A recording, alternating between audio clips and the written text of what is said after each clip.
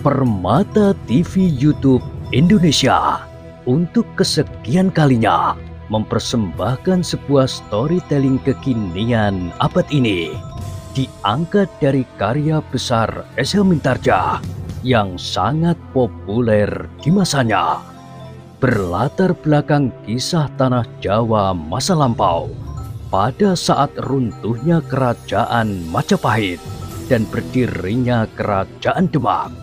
Bertabur hikmah kehidupan tiada taranya dengan judul Istana yang Suram. Pada kesempatan yang sangat baik ini, kita masuk pada seri yang ke-11. Selamat menikmati.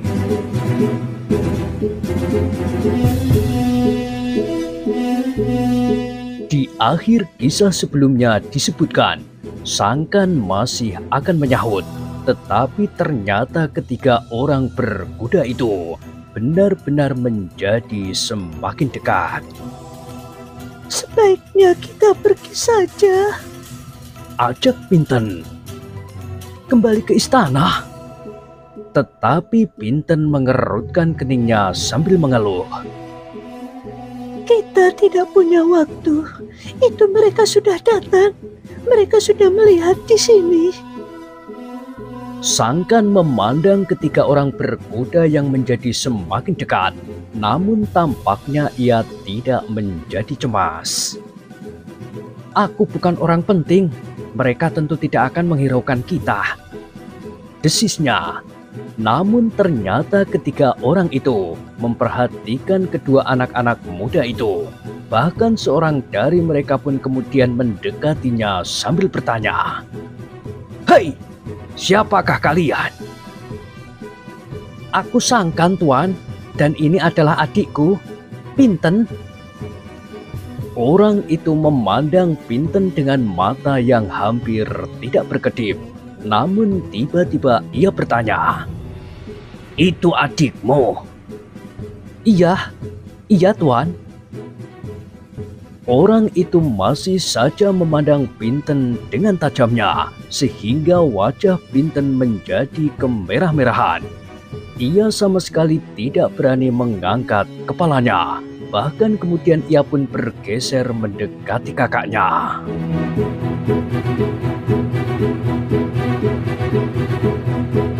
"Di mana rumahmu? Bukankah kau juga anak-anak Karangmojo?" Sangkan menggelengkan kepalanya. Jawabnya, "Bukan, Tuan. Kami bukan anak-anak Karangmojo." "Hei, kami tinggal di istana kecil itu. Kami adalah pelayan di istana itu." Orang yang masih duduk di punggung kudanya itu mengangguk-angguk. Tetapi ia pun kemudian berpaling kepada kedua kawannya. Katanya, "Mereka tinggal di istana itu." "Kami mendengar," jawab salah seorang kawannya. "Biarlah mereka pergi. Kami tidak memerlukannya." "Tunggu," jawab orang yang pertama. "Apakah gadis itu memang sebenarnya adikmu?" "Iya, Tuan." Orang itu masih akan bertanya lagi, tetapi kawannya telah memotongnya. "Ah, kau menjadi mabuk. Jika kau melihat perempuan, biarlah mereka kembali ke istana itu. Jika pada suatu saat kau benar-benar memerlukannya, kau dapat mengambilnya." "Aku memang akan membawanya sekarang." Kawannya mengerutkan keningnya. Katanya, "Kemarilah." Orang yang pertama-tama bertanya kepada kedua anak muda itu pun bergeser mendekati kawannya sambil berkata kepada Pinten, "Jangan pergi." Pinten benar-benar menjadi bingung sekali ia melihat orang berkuda itu mendekati kawan-kawannya. "Kau jangan menjadi gila," berkata kawannya. "Di istana itu ada dua orang bangsawan. Jangan membuka persoalan. Yang penting bagi kita masih belum kita ketemukan. Jangan mementingkan persoalan-persoalan kecil yang tidak berarti. Jika yang pokok itu sudah kita selesaikan, terserahlah kepadamu. Di istana itu pun ada seorang gadis yang lebih cantik. Kawannya menarik nafas dalam-dalam. Biarkan mereka pergi. Orang yang pertama-tama bertanya kepada sangkan itu pun menjadi ragu-ragu sejenak. Namun kemudian katanya dengan lantang, "Pergilah, kami tidak memerlukan kalian." Demikian kata-kata itu diucapkan, maka Pinten pun segera menarik tangan kakaknya dan dengan tergesa-gesa sekali meninggalkan tempat itu.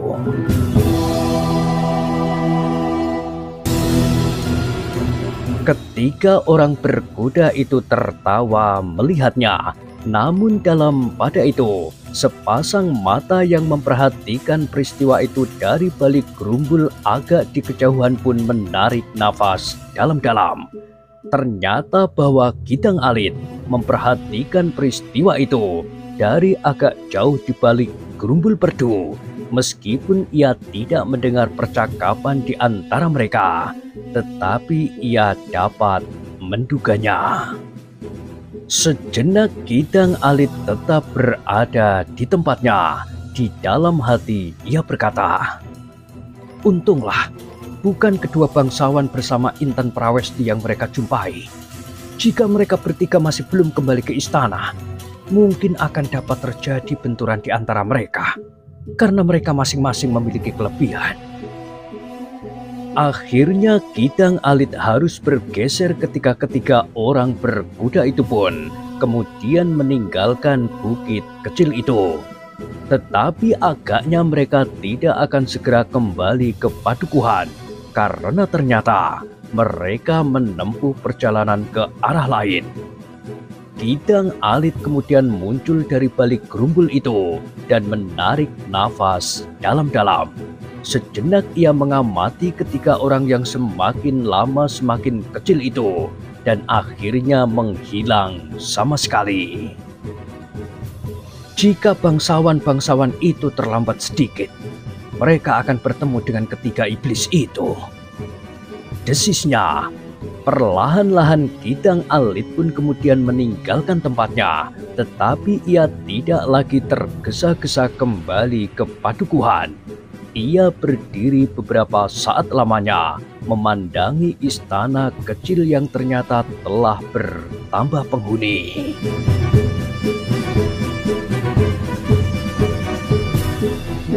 Sejak saat itu, perhatian Gidang Alit kepada istana kecil itu menjadi semakin bertambah, terutama kepada kedua bangsawan yang untuk beberapa saat lamanya tinggal di istana itu pula. Ki Buyut Karangmojo merasa bahwa kehadiran orang-orang baru di Padukuhannya agaknya membawa pengaruh yang kurang baik. Ia merasa adanya pertentangan meskipun tidak terbuka di antara mereka. Namun Ki Buyut tidak merasa kuasa berbuat apa-apa. Ia sadar bahwa orang-orang itu adalah orang-orang yang memiliki ilmu yang dapat dibanggakan.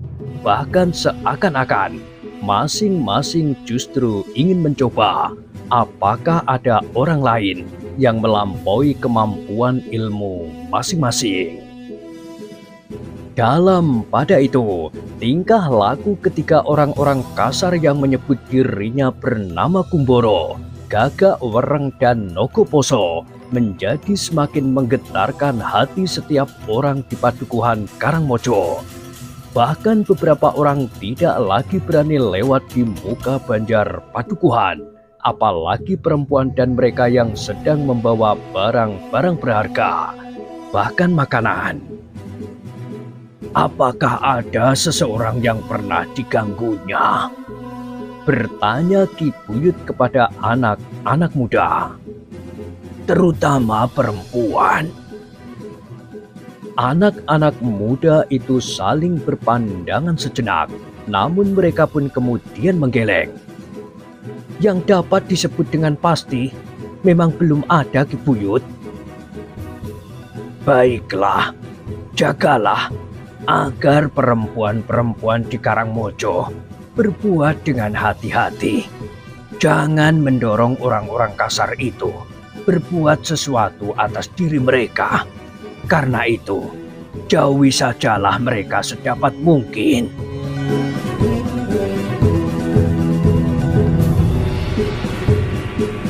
Pesan itu ternyata semakin menggetarkan hati perempuan dan gadis-gadis Karangmojo. Ketika orang kasar itu seolah-olah bagaikan iblis yang merenungi liang-liang kubur yang masih baru.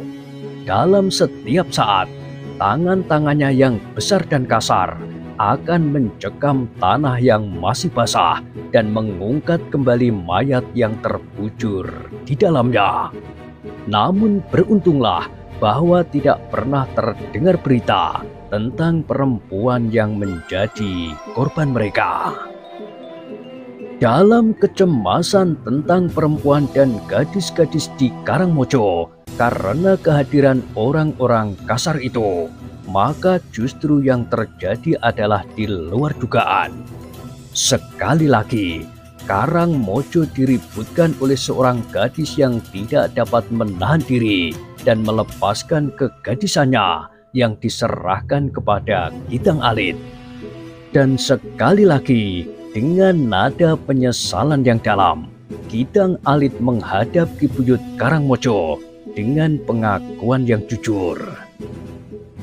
"Seperti yang pernah terjadi, Ki Buyut," berkata Kitang Alit, "aku seolah-olah telah kehilangan kepribadianku ketika gadis itu memaksaku melakukan perbuatan terkutuk itu." Aku tidak memaksa, bantah gadis itu. "Tidak dengan kata-kata, tetapi dengan sikap dan perbuatan," sahut Kitang Alit. Gadis itu tidak menjawab. Ia memang melakukan seperti yang dikatakan oleh Kitang Alit. Kitang Alit memang seorang anak muda yang lain dari anak muda Karangmojo. "Kenapa terjadi hal itu?" bertanya Ki Buyut kepada gadis itu.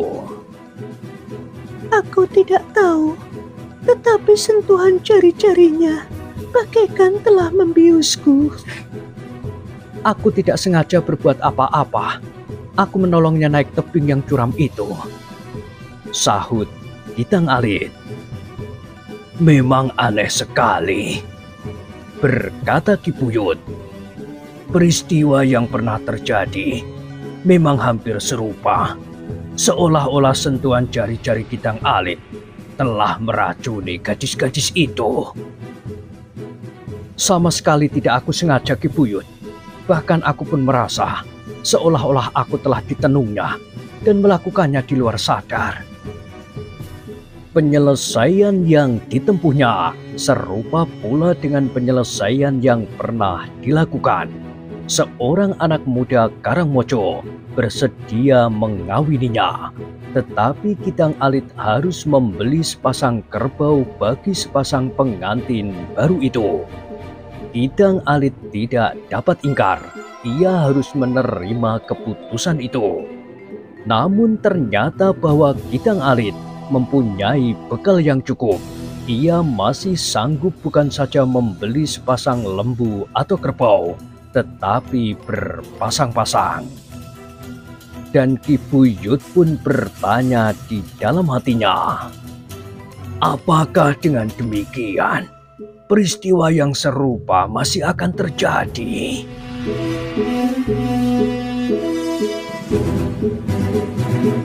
Tetapi untuk sementara waktu, Ki Buyut masih berusaha menahan perasaannya.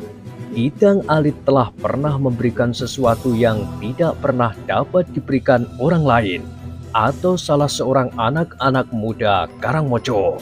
Ia telah menyelamatkan Kasdu dari bencana yang sangat mengerikan. Tetapi apakah dengan demikian berarti Kitang Alit akan dibiarkan berbuat apa saja di padukuhan ini? Pertanyaan itu telah memukul dinding jantung Ki Buyut di Karangmojo.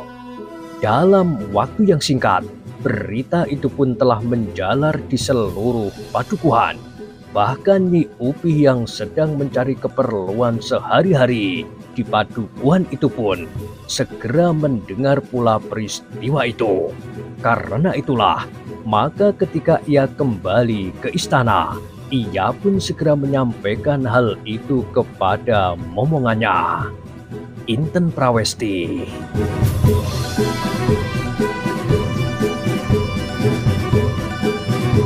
Putri, ternyata Putri telah mengambil keputusan yang paling bijaksana. Memang bukan mustahil bahwa Kitang Alit menyimpan maksud yang kurang baik terhadap gadis-gadis, apalagi apabila Putri sempat dibujuknya. Ah, mengerikan sekali, desis Inten Prawesti. Terasa seluruh kulit tubuhnya telah meremang. Yang manakah anak muda yang bernama Kitang Alit itu, Ibu? Bertanya Pinten. Aku pun akan menjauhinya pula. Oh, macam kau, Pinten. Kau jangan merasa dirimu cantik. Gadis-gadis Karangmojo masih lebih cantik daripada kau. Karena itu, Kitang Alit akan menghiraukan kau sama sekali. Tentu tidak, Nyai. Potong Inten Prawesti. Pinten adalah seorang gadis yang cantik sekali. Ketika ia baru datang, wajahnya memang nampak kasar, kotor dan terbakar oleh sinar matahari. Tetapi kini ia nampak cantik sekali. Oh, Putri jangan memuji. Ia akan kehilangan akal dan merasa dirinya orang yang paling cantik di seluruh Majapahit. Itu akan berbahaya baginya. Inten Prawesti tertawa, sedang Pinten yang memberengut nampak justru benar-benar cantik sekali. Namun mereka terkejut ketika mendengar suara tertahan dari balik dinding. Ternyata Sangkan yang mendengar pembicaraan itu tidak dapat menahan tertawanya. Sambil menjengukkan kepalanya, ia berkata, "Pinten, aku jadi kasihan sekali kepadamu. Kenapa kau merasa dirimu menjadi perhatian orang?" Siapa? Siapa, Pinten menjawab lantang, tetapi Sangkan sudah hilang dan berlari ke halaman belakang istana itu sambil menyambar sapu lidi karena ia memang akan membersihkan halaman itu.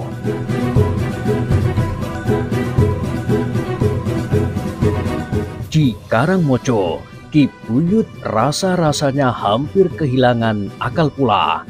Ia tidak tahu apakah yang sebaiknya dikerjakannya.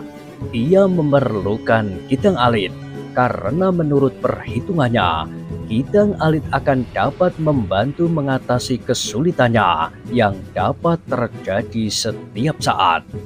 Jika ketiga orang yang berada di Banjar itu menjadi semakin liar, tetapi agaknya Kitang Alit sendiri telah melakukan perbuatan-perbuatan yang tidak dapat dianggapnya baik bagi para penghuni padukuhan Karangmojo yang kecil itu. Kadang-kadang Ki Buyut pun dihinggapi oleh pertanyaan tentang anak muda itu. Siapakah sebenarnya anak muda yang menyebut dirinya Kitang Alit, seorang petualang itu? Dalam kebingungan, Ki Buyut kadang-kadang berjalan tanpa tujuan mengelilingi padukuhannya. Maka ia pun selalu menghindari Banjar padukuhannya. Ia lebih memilih jalan melingkari padukuhan kecilnya daripada melalui jalan induk yang menjulur di depan Banjar. Jalan yang justru semakin lama menjadi semakin sepi. Hanya orang-orang yang bertugas untuk menyampaikan makan dan minum bagi ketiga orang yang tinggal di Banjar itu sajalah agaknya yang masih berjalan melalui jalan induk padukuhan itu.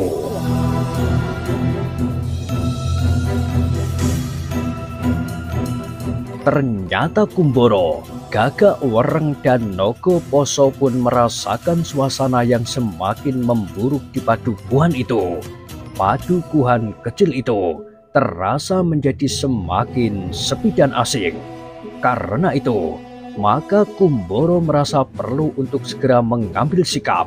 Ia sudah merasa terlalu lama berada di padukuhan kecil yang menjempukan itu. Kedua bangsawan itu ternyata tidak segera pergi dari istana kecil itu. Berkata Kumboro, "Iya, kita sudah terlalu lama menunggu." Sahut Nogo Poso, "Aku sudah tidak sabar lagi." Mula-mula kita menunggu 2 hari, kemudian 3, 4 hari, dan berkepanjangan. Potong Gagak Wereng. Sudah waktunya untuk segera bertindak. Jadi apakah ayahnya, kakeknya, pamannya, dan siapa saja yang akan mengambil tindakan balasan?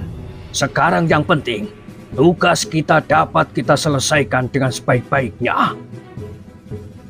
Ketiga orang itu mengangguk-angguk, seolah-olah mereka sudah mendapatkan kesepakatan untuk bertindak. Ternyata mereka pun kemudian segera membicarakan apa yang sebaiknya mereka lakukan. Dengan mempertimbangkan semua keadaan dan kemungkinan yang ada di Karangmojo.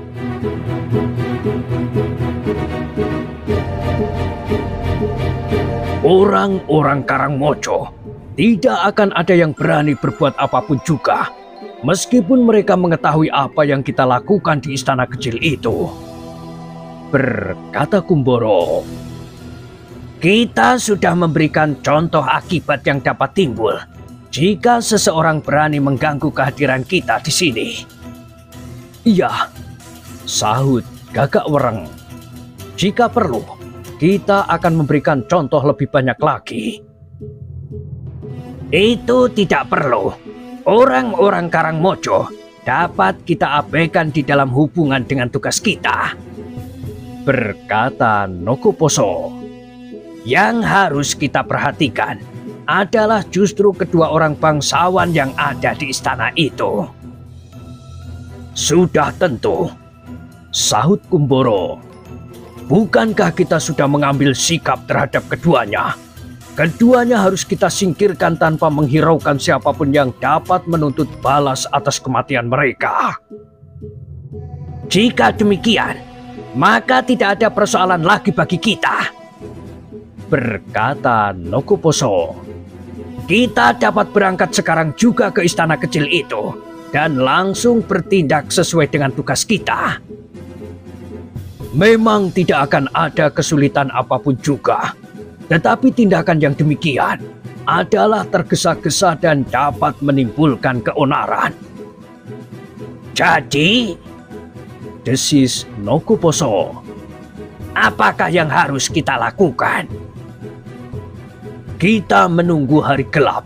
Apapun yang kita lakukan tidak dilihat oleh orang banyak. Sehingga apabila kelak benar-benar datang beberapa orang yang mencari kedua bangsawan yang malang itu, tidak banyak orang yang dapat memberikan keterangan yang akan dapat menjadi petunjuk bagi mereka untuk melacak jejak kita. Meskipun seandainya mereka mengetahui juga siapakah kita, namun hal itu akan memerlukan waktu." "Kau memang terlampau berhati-hati.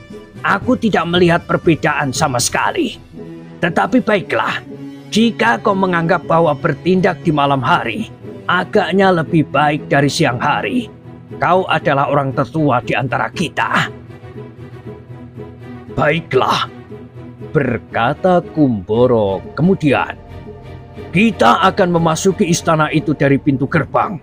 Kita tidak akan bersembunyi-sembunyi seperti tikus mencari daging.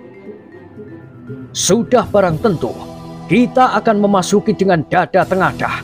Kita tahu bahwa kedua orang bangsawan itu tentu akan mencoba melawan. Tetapi mereka akan kita bunuh dan mayatnya kita tinggalkan di luar pintu gerbang. Semuanya yang menentang rencana dan tugas kita akan kita bunuh. Raden Ayu itu pun jika tidak mau membantu tugas kita, akan kita bunuh juga. Tetapi jangan gadis itu, desis Nogoposo. Persetan, geram Kumboro. Itu di luar pembicaraan kita. Tetapi jika gadis itu menyulitkan kita, apa boleh buat? Aku tidak akan membawanya. Aku hanya memerlukannya sementara waktu. Jika kemudian harus dibunuh, aku tidak berkeberatan. Nogoposo berhenti sejenak, lalu katanya, sudah barang tentu kedua-duanya. Kenapa kedua-duanya? Geram Gagak Wereng. Bukankah ada 2 orang gadis di dalam istana itu?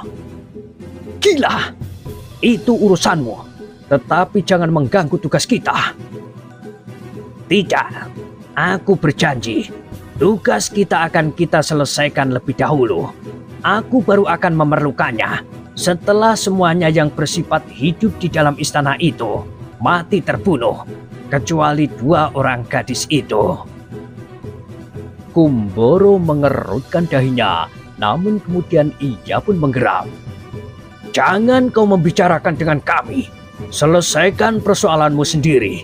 Tetapi setiap persoalan yang dibeliti oleh nafsu seperti itu akan mendatangkan sial. Karena itu, jika benar-benar demikian, biar kau sajalah yang akan dimakan oleh nasibmu yang buruk. Nogoposo tertawa. Katanya, kau jangan mengutuk begitu. Baiklah, jika kalian tidak mau, aku pun tidak akan memaksa. Nanti akan timbul pertimbangan tersendiri setelah semuanya selesai. Nah, karena itu, maka jika terjadi sesuatu, bukanlah aku penyebabnya.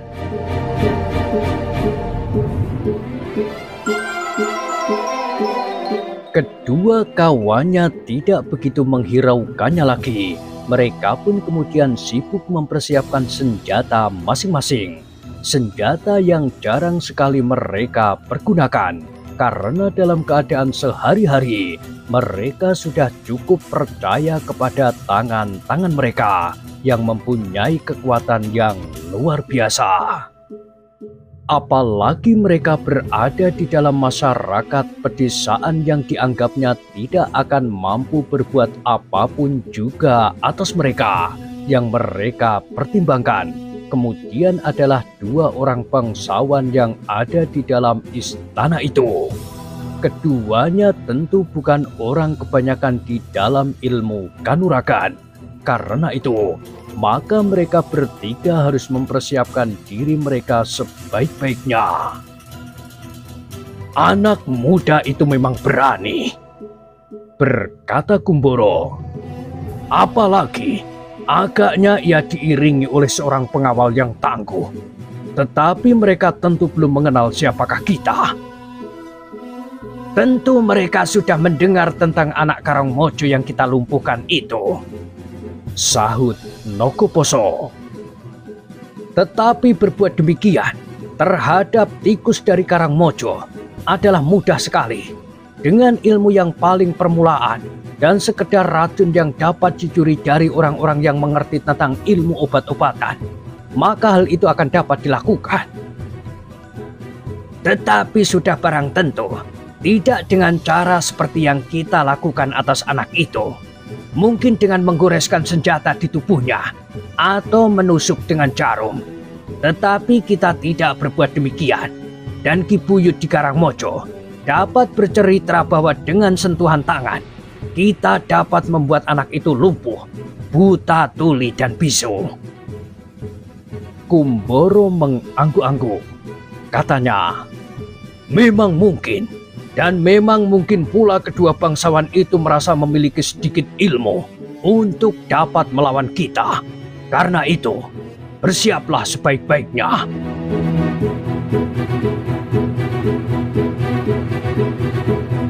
Ketiga orang itu tidak berbicara berkepanjangan lagi. Mereka benar-benar mempersiapkan diri. Kumboro telah menyiapkan sebilah pedang yang berwarna kehitam-hitaman oleh racun yang kuat. Jika pedang itu berhasil menyentuh lawannya, maka jika lawannya tidak mempunyai penawar yang baik, maka ia akan segera mati membeku. Gagak Wereng ternyata memiliki senjata yang lain.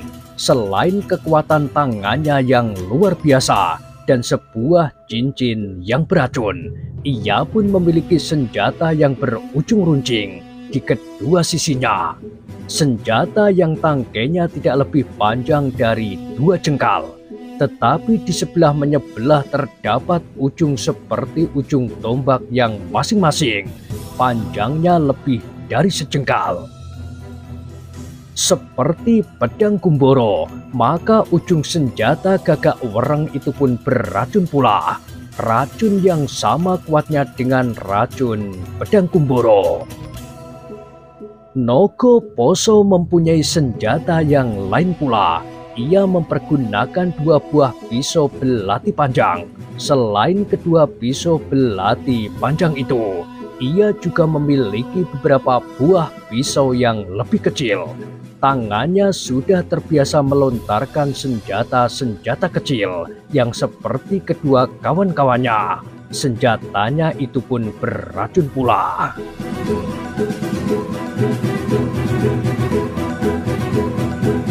Ketiga orang itu hampir tidak sabar menunggu matahari yang merambat lambat sekali di langit. Apalagi ketika warna merah mulai membayang, seolah-olah matahari itu telah berhenti di tempatnya. "Kita berangkat setelah makan malam," berkata Kumboro. "Sebentar lagi, orang-orang Karangmojo akan mengirimkan makan malam kita yang terakhir. Aku sudah berpesan kepada mereka agar mereka memotong seekor kambing muda yang paling gemuk." "Apakah kau juga mengatakan bahwa pengiriman ini adalah yang terakhir bagi kita?" bertanya Nogo Poso. "Tentu tidak." Nogo Poso menarik nafas dalam-dalam, tetapi ia tidak bertanya lebih lanjut. Sebenarnya lah, orang-orang Karangmojo terpaksa menyembelih seekor kambing seperti yang diminta oleh orang-orang yang mereka anggap sedang menghantui Karangmojo dan tinggal di Banjar Padukuhan itu. Mereka tidak dapat berbuat lain daripada memenuhinya, apalagi hanya seekor kambing muda yang gemuk. Bahkan seekor lembu pun akan diberikannya. Dalam keprihatinan Ki Buyut di Karangmojo selalu merasa dikejar-kejar oleh kewajiban yang tidak dapat dipenuhinya. Ia sama sekali tidak dapat berbuat apa-apa atas ketiga orang itu. Sedangkan di pihak lain, seorang anak muda yang akan dapat diharap membantunya ternyata telah mengambil korban bukan 1 atau 2 ekor kambing muda yang paling gemuk. Tetapi korban itu adalah 2 orang gadis muda yang terhitung cantik di Karangmojo. Pada suatu saat memang timbul niatnya untuk mengadukan kesulitannya kepada kedua bangsawan yang ada di istana itu. "Mungkin mereka akan dapat membantu," katanya di dalam hati. Namun niat itu pun diurungkannya. Dengan demikian, jika terjadi sesuatu atas bangsawan-bangsawan itu, maka ia adalah penyebabnya yang mungkin akan dapat dibebani kesalahan seperti yang telah menciderainya pula. Karena Ki Buyut menduga keluarganya tidak akan dapat menerima hal itu terjadi atas keduanya. Dengan demikian, yang dapat dilakukannya adalah sekedar merenungi dirinya sendiri dan padukuhan kecilnya yang telah dibayangi oleh kesulitan yang semakin lama akan menjadi semakin besar.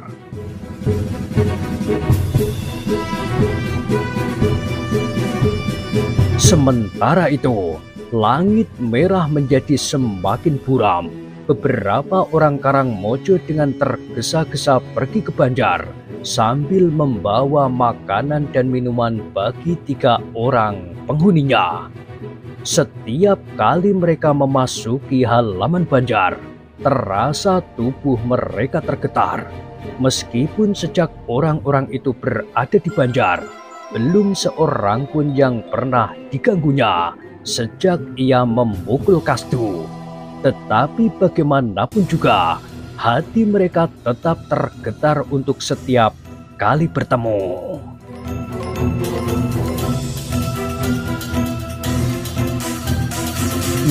Nah, bagaimanakah kisah selanjutnya?